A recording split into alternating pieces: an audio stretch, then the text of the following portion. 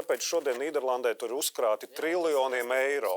Darījums ar valsti, valsts atbildīgi jūs maksājat nodokļus, jūs izveidojat noteiktu uzkrājumu, kuru jūs varēsiet izmantot pēc noteikta lēmuma. Bet ir skaidrs, ja jūs gribat ne tikai saglabāt dzīves kvalitāti, bet uzlabot dzīves kvalitāti, jo esat strādājis daudz gadus un tā tālāk. Jums jādomā arī par trešo līmeni.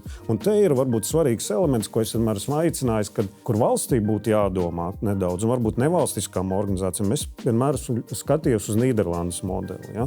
Un Nīderlandē viņš nav trešais līmenis, viņš kā mums otrais līmenis, bet tas ir kā brīvprātīgais līmenis. Bet, kas ir svarīgi, šīs iemaksas brīvprātīgā nodrošina caur arotbiedrībām.